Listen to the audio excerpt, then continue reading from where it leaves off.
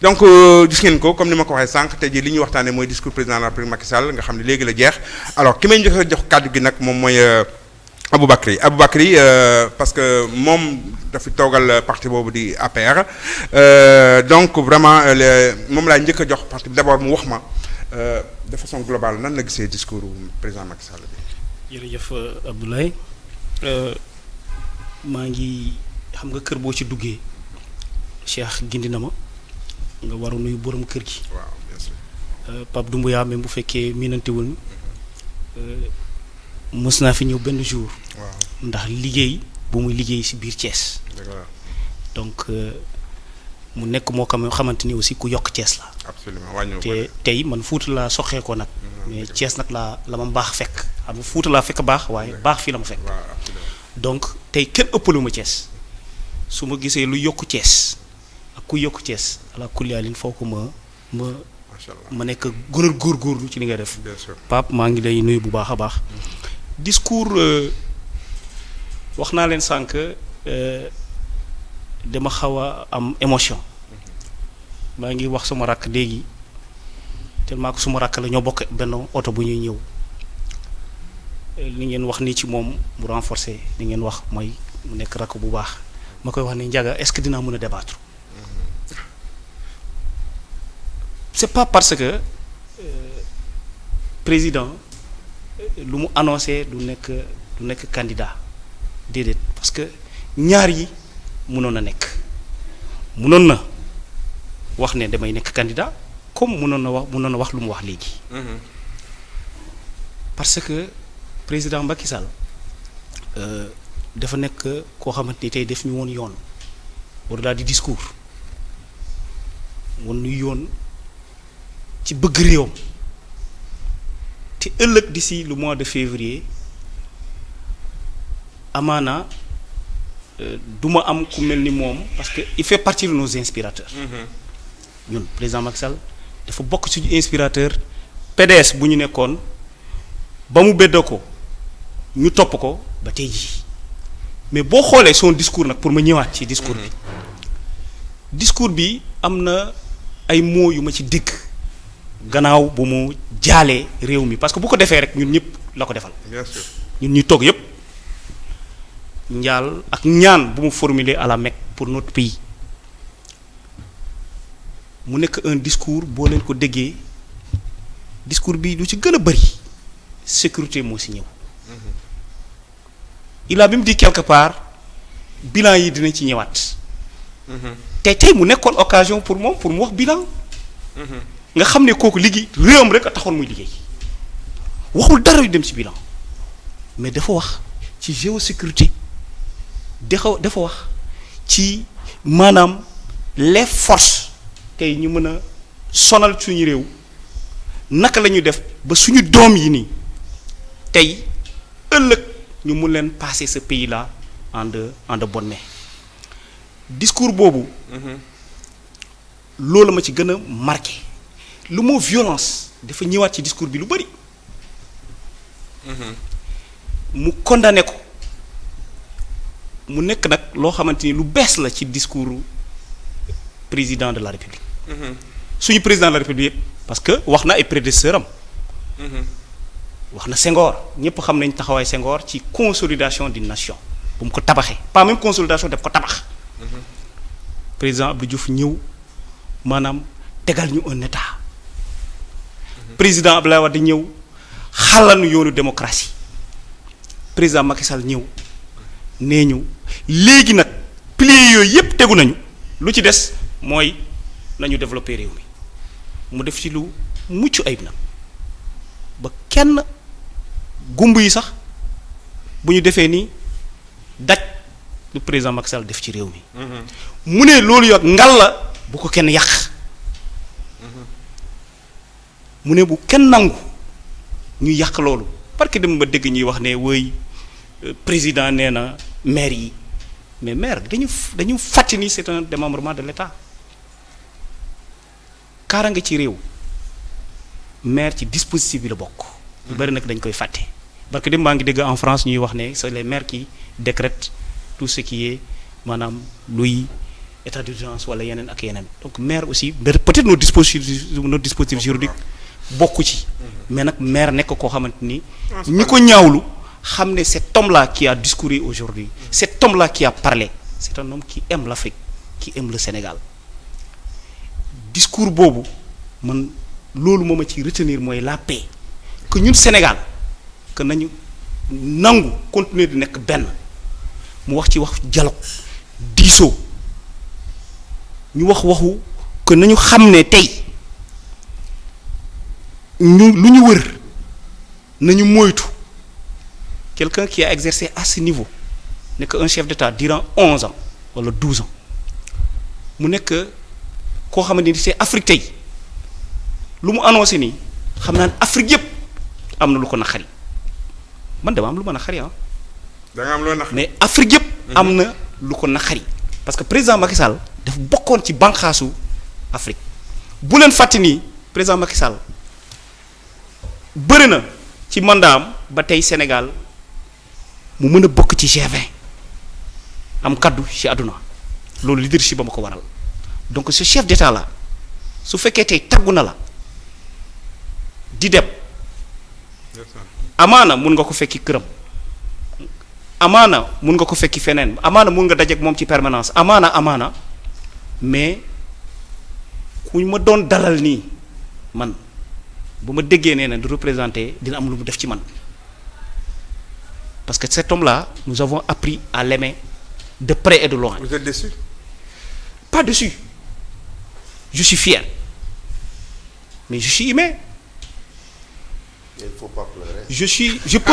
Il m'arrive rarement de pleurer. Mais il est en train très rarement de pleurer. Mais je reste humain et je vous dis que je suis fier. Je suis fier d'entendre aujourd'hui il ne reste que les larmes de voir que le président Macky Sall de le voir. Pour moi, nous sommes le 25, nous sommes le 3 avril prochain. Pour moi, je suis dans le palais où le président Macky Sall passe le flambeau à une autre personne. Parce que cet homme-là, je vous ai dit, nous l'avons quand même accompagné. Moi, il m'a mis le pied à l'étrier. Il y en a qui me disent, depuis un certain temps, je n'exerce plus. C'est-à-dire que je n'ai plus de poste au niveau de responsabilité. Il y en a qui me disent, qu'est-ce qui te fait bouger? Je leur ai dit, ce qui me fait bouger, c'est que j'accompagne un idéal. J'accompagne une vision. Ceux qui exercent aujourd'hui, lorsque moi, ceux qui étaient dehors et aujourd'hui, qui sont en train d'exercer, en quoi je suis meilleur qu'eux? C'est comme ça la vie dans l'exercice des fonctions d'État. Absolument. Donc, c'est cet homme-là aujourd'hui qui nous a annoncé que je vous passe le témoin. Ça peut être vous, Abdoulaye. Ça peut être Cheikh. Ça peut être Alassane. Ça peut être Ndiaga. Quand je parle de ce témoin, il nous a aujourd'hui appelé à l'amour de notre pays. Parce que nous, nous avons dit suba xale yi bañ a def bac parce que na si rek ñaari pneu bu ñu ko taaloon xëy na am ñu kii noonu mais am na ku ma wax démb sànq maa ngi ko doon wax ma ne que man je pense que président day annoncer du nekk candidat ndax le contexte donc wax naa leen ne ma ne que am naa surprise parce que je sais que c'est pas un homme qui quand même accepte de subir la pression il nous l'a montré aujourd'hui tey daf ñu ko woon. Comme vous avez tout fait, vous, APR, pour qu'il soit candidat. Nous avons tout fait pour qu'il soit candidat. Pourquoi? Xam nga wax naa la ko sànq ma ne la am na ku ko wax réew mi la bokk Yankhoba Diattara muy xarit ci man muy di grand frère également wax na man bu ma doon bokk président Macky Sall table conseil des ministres laa xam ne réellement qui est cet homme-là.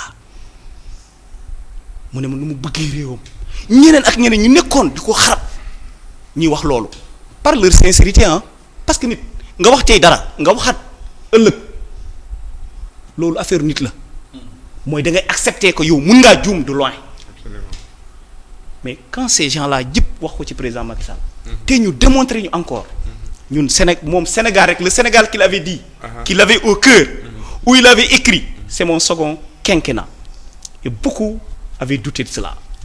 Beaucoup avaient compris que c'est la pression, c'est par la rue, qu'ils vont dire au président Macky Sall parce que la pression qu'il a reçue je vous ai dit ñee nga def nañ ko pression bien sûr pression boobu gën a metti pression ku la bëgg pression ku la ne bul dem pression ñi la bëgg moo gën a metti ci pression ñi la bëggul mais mu résister pression boobu tey dama lire 444 chefs religieux ñi ne président Macky Sall dañoo bëgg nga toog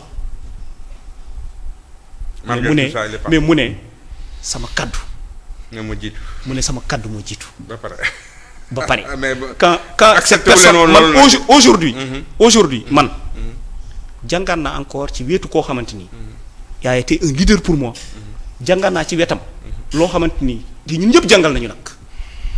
Mais vous savez très bien qu'il avait donné sa parole déjà mais malgré tout. On lui a mis la pression. Ouais. Mais il nous a montré aujourd'hui que c'est pas un homme qui subit la pression. Absolument. Merci beaucoup. Alors Aboubacry, je reviens à toi.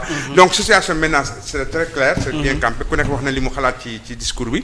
Alors man li ma bëgg wax rek d'abord question boo xam ni yaa ko moom yow laa ko posé surtout tey jii décision bi président Macky jël ban conséquence la mën a am ci APR wala ci benn bokk yaakaar est-ce que da ngeen di wut beneen candidat au sein de l'APR wala est-ce que da ngeen di wut beneen candidat au sein de Benno wala naka nga ko gisee yow je sais que c'est prématuré mais yow dama bëgg a am sa avis déjà par rapport à cette question là. waaw balaa sama may répondre cette question Abdoulaye je pense que sama naataango Cheikh tonton Alassane ci lu mu wax tey président Macky Sall lu mu wax bettul kenn c'est quelque chose de kii wax na leaderam ci boppam mooy Ousmane Sonko rappelé na ci Barthélémy Diaz ñoom ñoo waxoon ne am na ci droit comme lu mu ko waxee aussi la question politique la question de droit réglé nañ ko bu yàgg président Macky Sall en avait droit c'est ma conviction man je suis légaliste moo nekkoon suma candidat tey nag mënatul nekk parce que moom ci boppam parce que candidature li ngay gis nii c'est individuel dafa am ay mbokk kàddoom nee na sama kàddu moom ëppal solo te def na aussi analyse sur moi tey ko mun na organiser des élections parce que président Macky Sall comme je l'ai dit tout à l'heure dugg na ci taarix ba faw oui 3 ans nga créer un parti politique nga arrivé au pouvoir def ñaari mandat war a organiser des élections pour la première fois nga war a nekk arbitre tey jox ci bokk gulet ci réew mi il pouvait faire comme l'a fait le président Ouattara mënoon na def comme l'a fait le président Ibrahima Boubacar Keïta il pouvait faire comme l'a fait le président Alpha Condé sànq Cheikh wax na ko nee na Amadou Toumani Touré xëy na loolu moo tax ñu à quelques mois des élections ñu coup d'état ko mu jur lu mu jur au Mali ba léegi des cycles wax na sànq te ñun ñëpp ñu fi toog Ndiaga je pense que c'est mooy Benjamin bi mooy gën a tuuti je sais que Alassane c'est un homme bien parce que yi ngeen di ma dégg ci moom léegi ci xeex yu mu xeex dans le bon sens yu mu bokkoon mais nag dafa dugg foo xamante ni te boo fa duggee virus bi bu la piqué wax nga ko sànq même photo yu ñu woon fii ay affaires yooyu da ngay gis Ousmane Sonko di karaté di teg ay sànq bu muy wax il avait toujours Alassane may ma Alassane avait toujours les poings fermés et loolu xam naa ne def ko dab parce que kër googu noonu à part manipulation sédition insurrection violence populisme dinaa ñëw ci populisme léegi loolu lañu xam wax na fii sànq waxu wéy dinañ nekk candidat dañu bëgg isolé wax leaderam wax démb wéy xeex bi dina continuer waaw xeex bi dina continuer parce que boo amee des dossiers judiciaires à la kuliyaali nga continuer say xeex yow say avocat dossier yoo xamante ni daf ko am diggante mag ñaari nit benn jigéen ak benn góor kenn kii di ministre de la République kenn kii fu mu doon fréquenter du ma rappeler loolu parce que samay doom ñu ngi may suivre du ma si ñëwaat. te moom musul nangu toog ci plateau di wax ci yooyu parce que jàngalekat la te di bàyyi laa comme j'ai l'habitude de dire man ak moom ñoo maase képp. non yaa ngi ciy wax. déglu ma te muy sénégalais déglu ma muy sénégalais te ëllëg dafa war a wax naa ne man je ne serai pas fier si Ousmane Sonko devient le président de la République du Sénégal d'afficher sa photo dans mon bureau ni chez moi. Mais c'est le président là. Mais s'il le devient je suis obligé de le faire. Mais si par accident il le devient je serai obligé de le faire mais je ne serai pas fier su ma génnee réew mi suñ ma waxee ne sa président Ousmane Sonko du ma mën a défendre mais tey avant même tey man président tey bu ma am ma toppoon ci moom gëmoon ko ba tey jii comme je l'ai dit tout à l'heure je suis fier. mais loolu ma tuuti bala may ñëw ci candidat bi nga posé. j'ai pas oublié ta question moom Alassane ci mu wax ne. ci état de droit lañ ne. wax na wooy président Macky Sall nee na wooy la justice et cetera mais est-ce que le 2 février 2021 c'était le dépôt des candidatures à l'élection présidentielle loolu woon 2021 février dépôt candidature conseil constitutionnel la woon tontu leen ma loolu la woon le 1er juin est-ce que dépôt candidature conseil constitutionnel la woon les événements qui sont passés et celui qui a appelé au mortal combat ñi dee même bu fekkee benn la sax c'est de trop chaque jour ngeen wax ci nombre 50 80 moi je m'en tiens à ce que le ministre de l'Intérieur lii mooy won ne toujours ñoom dañ leen nampatul ci état comme ñii jëwriñ bu waxee ngeen war a ngeen war a tënku ci loolu mais di taawi nombre de morts parce que toujours ils sont dans leur combat. Leur combat c'est quoi? C'est aujourd'hui l'échec du MFDC le Ousmane Sonko bëgg continuer maanaam ci wàllu politique. Oui, je l'assume. Attention. Non, je l'assume, déglu ma. Je l'assume, déglu ma. Je l'assume. Déglu ma. Ça c'est extra. Ah, déglu ma, je déglu leen ma. Déglu leen ma. Parce que vous n'êtes pas tous sans savoir que le Sénégal vit d'une rébellion depuis 1980. Xam nga ko? Ma xam ko. Cette rébellion n'a jamais prospéré. Cet homme-là qui a appris, qui a chargé des jeunes de Ziguinchor, de feneen ak feneen, et qui la fois passée. Est-ce que c'est pas ces militants? Non, écoutez. Non, dama lay laaj rek. Écoutez-moi. Le ministre de l'Intérieur a fait une communication. Le gouvernement autour du Premier ministre a fait une communication sur les forces occultes. Il faut arrêter ce gars-là. On ne peut pas. Un manifestant ne peut pas manifester avec des Kalachnikov. Ouais, moi, mais d'accord. déglu may leen ma ñëpp dañ leen may ñu wax. Non, d'accord, ce que je dis ici, je suis un homme d'État. ñu nampatal ma ci état du ma waxantu ma bokk tey ba léegi ñu tenir ce pouvoir sénégalais yi jox ñu confiance à travers le président Macky Sall bi may présenté sànq nee na ma je suis l'ancien directeur des constructions des palais de justice. Absolument. Donc lu may wax xam naa lu may wax may jàngalekat loolu du ñu nangu mu prospérer ci réew mi. loolu la. may ma je l'assume. Maintenant le président a annoncé qu'une enquête sera menée. doomu Sénégal mënuñu daanoo noonu. te enquête yi duñ ko mënee wax naa sànq février est-ce que dépôt candidature la est-ce que juin bi dépôt candidature du loolu. Quand Alassane dit oui il a empêché le président Macky Sall n'a jamais dit oui ou non. Je ne dirais pas oui, je ne dirais pas non. Ça ne signifie ni oui ni non. D'accord. Donc, et puis beneen bi. Ousmane Sonko dit le candidat le point fermé. Le conseil, nous sommes dans un état de droit. D'accord. Lu koy déterminer ak lu koy décider. Ça sera le conseil constitutionnel. D'accord. Mais s'il te plaît, léegi man dama la poser. Pas vous, pas moi. On ne peut pas se substituer. D'accord. Au D'accord. Tontu nga ko leer na. Au conseil constitutionnel. li ma bëgg mooy nga wax ma yéen tey ji fi mu toll parce que on est toujours dans le discours du président la bëgguma ñu génn ci trop léegi dama bëggoon nga wax ma selon toi yow nga xam da ngaa bokk. ci xam nga tey lan mooy pour venir à ta question conséquence bi leer na. Le président n'est pas candidat. Oui. Nous sommes d'abord, moi je suis membre d'un parti politique qui s'appelle APR. L'APR est dans une coalition. Cette coalition, il y a des entrées et des sorties. Tout dernièrement, le président Idriss Seck était dans la mouvance présidentielle. Il y en a qui sortent, il y en a qui rentrent. Et je ne peux pas aujourd'hui, et je sais que nous aurons un candidat. Parce que c'est non, président, je ne sais pas.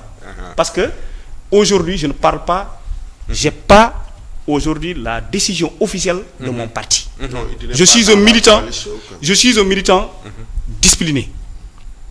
Mais je sais une chose aujourd'hui, que le travail que le président Macky Sall a commencé, la vision qu'il a, il y aura un continuateur de ce travail-là. Ce sera qui? Je sais que ce sera un homme qui va nous fédérer. De l'APR ou de Benno Bokk Yakaar? Vous savez que j'ai du respect pour ces partis qui nous ont accompagnés. Nous nous accompagnés. Mais dama am respect si ñoom. Lu taxoon ñu nangu président Macky Sall jiite leen nekk président d'une coalition durant 12 ans. Mais bu ñu waxee ne tey ci beneen parti lay jógee, vous croyez que nous de l'APR, si c'est un homme qui peut conduire le Sénégal duñ ko nangu? Sinon duñu ay gor. Tey lu ñu président won ci kaddu ci lu ne rendre ñu fier.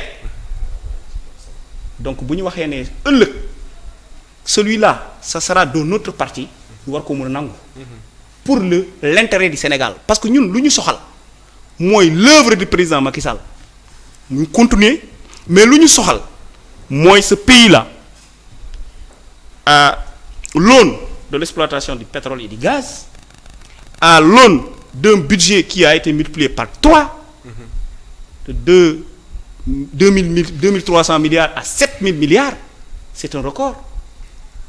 À l'aune de toutes ces réalisations. Est-ce que vous ne craignez pas que justement cette recherche d'un candidat pour Benno Bokk Yakaar ou pour l'APR, déjà pour Benno Bokk Yakaar, est-ce que lan nga pense par rapport à sa survie? Est-ce que dina survivre d'abord? Parce que ñu ci bëri ils étaient là. Parce que Macky moo taxoon. Non, moi je ne crains pas. Vous savez pourquoi je ne crains pas? Parce que le leadership du président Macky Sall est aujourd'hui un homme détaché. Il a salué quelqu'un qui a conduit le dialogue national, le président Moustapha Niasse, qui l'a accompagné durant 12 ans malgré son âge. C'est l'occasion de le rendre un hommage lui aussi. Appuyer et de prier pour feu Ousmane Tanor Dieng, feu Amath Dansokho, qui l'ont accompagné jusque-là. Et je sais que les hommes aujourd'hui, le président Niasse n'est pas candidat, le président Macky Sall n'est pas candidat.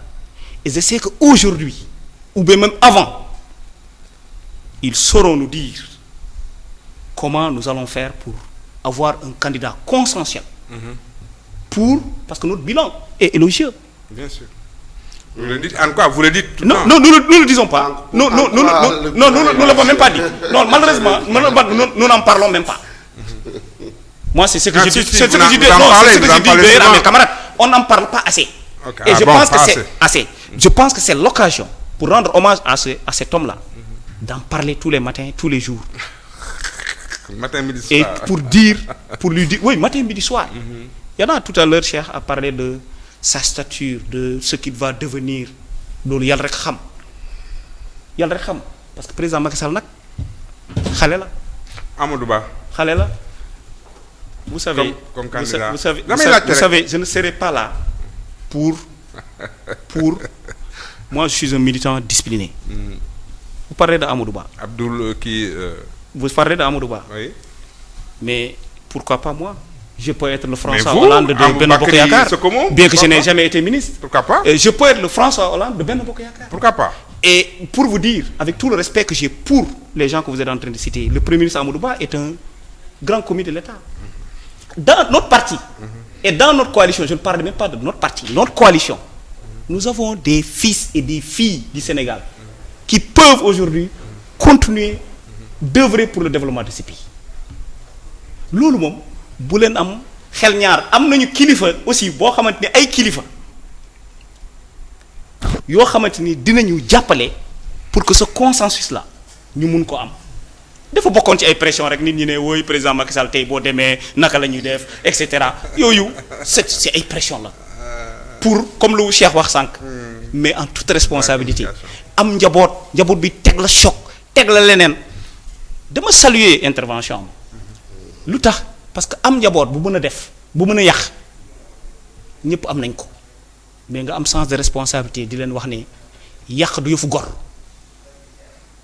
loolu dafa am solo ku mu wax sànq di wax ne nañ jeexal cooki bi waaw na dem jeexal cooki am fi kenn cooxitu fi fu ñu nekk nii suba la bac xale yi dañuy dem maa ngi ci profité bu di leen ñaanal. parce que bientôt ñu fekki ma à l'université. 155 000 candidats dinañ am ni ñoo xamante dinañu ñëw. je vous rappelle que depuis que le président Macky Sall est là c'est 70 000 bacheliers que nous recevons dans les universités.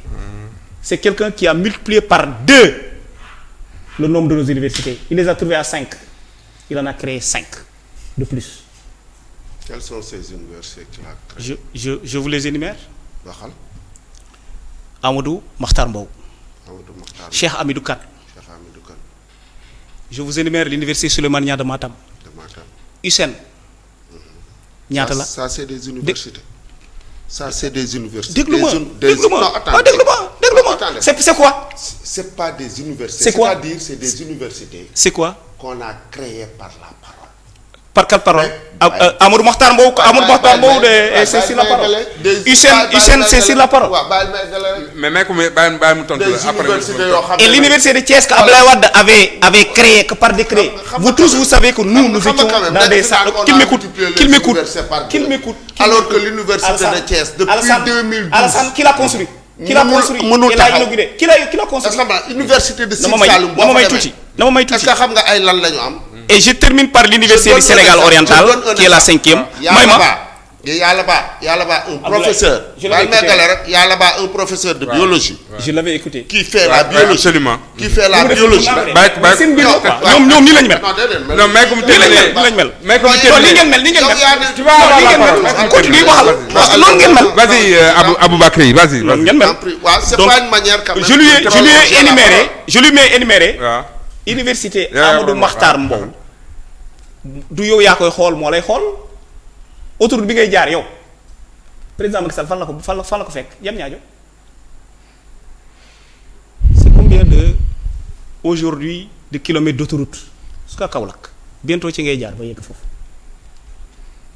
le TER bientôt à Thiès mon cher. Si je vous parle de 5 universités, Amadou Makhtar Mbow est là vous regarde. USEN qui est dans tout le Sine Saloum par sa vision. Université de Matam et aujourd'hui porte le nom de professeur Souleymane Niang, l'ancien recteur. L'ISEP est fonctionnel. ma continuer. L'université Sénégal oriental, toutes les universités étaient côtières. Aujourd'hui, les universités sont dans l'interland aussi. C'est ça le président Macky Sall. Vous comprenez? Ça vous regarde. L'université Thiès dont vous parlez, je suis enseignant là-bas. J'ai été administratif directeur du patrimoine. On parle d'un conflit aujourd'hui entre la mairie de Thiès et l'université de Thiès. Qui nous dit que oui, cet auditorium-là, dañ ko abaloon dañ koy nangu tey am ngeen fi ngeen nekk kay am nañu fu ñu nekk am nañu plus de 3 amphithéâtres. J'ai été là-bas. Ndiaga, tu m'as trouvé là-bas, c'était mon bureau en tant que directeur du patrimoine. C'est le président Macky Sall qui a inauguré cette université, qui l'a construit. J'étais directeur du patrimoine lorsqu'on posait la première pierre. C'est en 2018, en 3 ans, qu'on a terminé cette université à 90%. D'accord. Alassane, président Macky Sall. ma ne que terrain boobu dama ko mus a wax terrain boobu laa soxla loolu moo tax ma ne que ñëw mu fii pour waxu benn nit man waxu président Macky Sall laa fi ñëw. man du ma pour président Macky Sall tey laa ko gën a. tey la gën a nekk sama leader tey laa ko gën a bëgg. pour c'est-à-dire. du ma xam nga pour mooy lan dëkk du ma olof nag alpulaar laa du ma fëkk jëf. est-ce qu'on parle la reconnaissance non déglu ma rek. la fidélité Alassane on ne saura pas. Tu es compétent. non déglu ma non. déglu ma. Vous savez quand quelqu'un choisit du mën nga koy wax déglu ma du mën nga koy wax. tu sais que quand déglu ma Alassane comment on choisit. des hommes du yaa ma koy wax. il y a toujours au niveau de l'État il y a toujours cette discrétion. non c'est pas par rapport à. mais moi j'ai une question pour toi j'ai une question rapidement pour toi. du question wu choix bi man Sénégal ku fi jiite réew mi. s'il te plaît. ku fi jiite réew mi boo ma joxee moi cër. j'ai une dernière question pour toi avant que may jàll ci moom j'ai une dernière question pour toi avant que de comprendre ce que la menace en tout cas soulevée par Juan Branco concernant la CPI am na ñu wax ni que xëy na ñu Ousmane Sonko sax wax na ko ci boppam de que xëy na loolu moo peut-être loolu mën na décider loo Macky Sall que mu bañ a présenter comme il l'a fait. kon kay bu fekkee menace boobu mu ngi woon foofu mu ngoy ci pouvoir bi kay agoon a nekk yoon. ah non c'est vous n'avez jamais vu un président en exercice ñu traduire qu'au niveau du CPI de la CPI beneen bi ma rappelé benn magistrat bu ma doon wax déglu ma déglu ma président déglu ma en exercice je ne me rappelle déglu ma termine rapidement comme lu ma koy waxee nag noonu ngeen mel malheureusement gis nga CPI fu ñu gis CPI di intervenir mooy réew boo xamante ni bu màpp di màbb amatul justice bu taxaw c'est pas le cas de notre pays nama déglu man awma habitude bu nit ki di wax moom moo wax après yow donc il peut être dama am habitude su may wax nit ki déglu ma bu paree après mu wax terminer sur cette question temps bi donc dama la bëgg a wax ne CPI du moom dossier bu mën a jàll foofu mooy réew boo xam ne mënutul àtte ay mbiram Sénégal balaa wu on est banxaasam yépp dañoo dëgër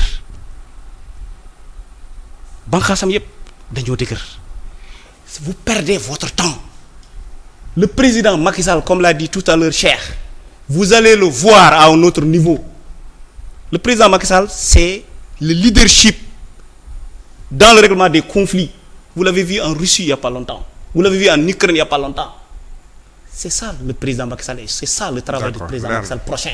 Merci beaucoup voilà donc ay CPI looy ay wasu comme il l'a dit lui-même ay waxu caaxaan la ay waxu kasaw la yéen tal leen d'abord tribunal hors classe gii ba ngeen fa génn mucc ci jàmm am ngeen benn dossier mu ngi cassation mooy diggante ak le ministre Mame Mbaye Niang beneen bi malheureusement vous êtes contumax vous ne pouvez pas faire appel na ngeen tal dossier yooyu ba pare te dossier yooyu yëpp mooy dossier yoo xamante ni jullit wala nit ku baax war na moytu loolu dossier ñu ne waxul dëgg sànq Cheikh wax na ko sosal ay nit ay 94 milliards ak ay kenn xamul wala un commis de l'État boo xamante ni toute sa vie durant n'a jamais été un commis d'État ñun lu ñu xam buñ ko wasaare woon ci biti xëy na aduna tas état mooy sutura les non-initiés nag mënuñu exercer au niveau de l'État et visiblement les leaders populistes de la trempe des Trump des Bolsonaro il est de cette trempe là d'ailleurs ces gens là quel est parmi eux qui a fait deux mandats où son mandat a été renouvelé amul je disais parallélisme pour parallélisme lan lañ bokk ñoom ñaar kale def dañ ko wax ne da nga jël ay dossiers nga dugal ko sa kër di ñu accuser ko ci benn xale aussi moom ñoom ñaar dañu am parallélisme ñoom ñaar bokkul c'est vrai mbokkam la waaw dem leen d'abord ngeen toppatoo loolu xoqatal bi mortal combat bi l'État a été toujours debout et restera debout leer na merci beaucoup Aboubacry alors nu mu tudd Maguette Alassane donc je sais que tu avais pressé de prendre la parole mais man li ma leen laaj d'abord que mooy que est-ce que maintenant aujourd'hui parce que ñëpp ñu ngi wax que nous sommes arrivés à la fin de cette émission donc vraiment donc émission bi jeex na gars yi je vous donne pour tàggu pas de politique encore une seconde rek pour dire au revoir aux téléspectateurs qui ont eu la patience de vous écouter. waaw c'est vrai que débat bi vraiment Abdoulaye Diop dañ lay gërëm parce que yaa ngi jox occasion mais bu fekkee Alassane nee na réew mi kenn du fi bind kenn du fi wax te mu nekk fii di wax réew boo xamante ni je l'ai écrit il y a pas longtemps benn dictature ci réflexion loolu lañ gis fii depuis presque l'arrivée d'un certain parti benn parti bu mu fi ñëwee ba léegi dañu ne ni ngay xalaatee di wax ay waxu dictature te ñu ngi nii di wax di la gërëm ci sa invitation. Ouais, gërëm leen ñoom tam. waaye c'est ci absolument. mais nag may ma tuuti. parce waaw, que tey ñun ñoo xewul. dëgg ñoo la xew. waaw oui dëgg la. dëgg la moo tax tuuti ma ëppale leen temps de parole. waaw. waaw parce que passer l'émotion. techniciens yi nañ ma ko may quoi waaw passer l'émotion. xam nga sànq wax naa que du ma pour wala pour ñoom pour moom. damay gërëm président Macky Sall ci cër bu ma jox. c'est ça. sa président si par hasard il arrive au pouvoir xëy na ma bañ ko nangu mu liggéey ak man def ko war parce que formé nañ ma fu ñu war a formé mais nag ku ñu tàbbal sur plusieurs Sénégalais man gënu ma fi kenn te gënu ma fi jàng kenn dama koy delloo njukkal ci li ñu ma tàbbee ma gunge ko ci liggéey bu mu liggéey tey te muy liggéey bu rafet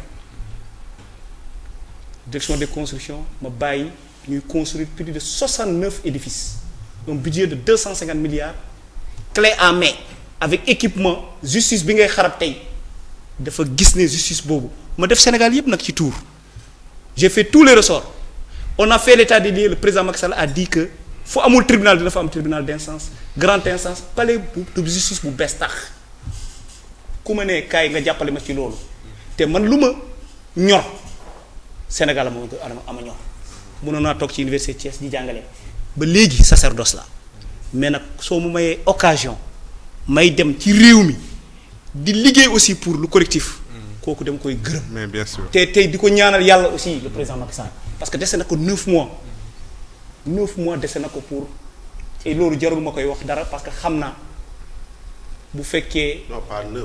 9 mois. 9 mois. parce que avril lay dem quoi. enseignant nga toogal. comptable nga non avril lay calculé. 6 mois plus mars 9 mois plus. virgule.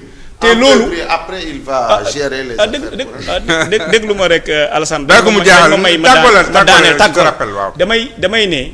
yow laa may discours président maa ngi ciy déglu maanaam ay réformes au niveau des textes réglementaires au niveau des textes légaux loolu wax na ko Assemblée nationale dina si jublu. dès cette semaine. comprendre Ndiaga wax na sànq les conclusions du dialogue. ma rafetlu dialogue boobu ak ñi fa nekkoon Sénégal moo leen tax a jóg ñi fa demuloon Sénégal man mun naa wax ne taxu leen jóg ma daaneel ci message yu ma fi gis léegi mu jógee ay kilifa ci ay réewu Afrique rendre hommage à un grand homme. ah oui. je peux en citer le président Embalo ak ñeneen réew mi adduna bi yëpp mu ngi réagir ci ay messages kilifa adduna bi yëpp ñu ngi réagir ci ay messages di rendre hommage le président Macky Sall di rendre hommage notre pays. merci beaucoup donc maa ngi lay jaajëfal Abdoulaye di jaajëfal mes co-débatteurs di leen baalu àq aussi c'était un débat on parlait du Sénégal on ne parlait pas de nous absolument donc ça a été jërëjëf Aboubacry di leen jaajëfal bu baax alors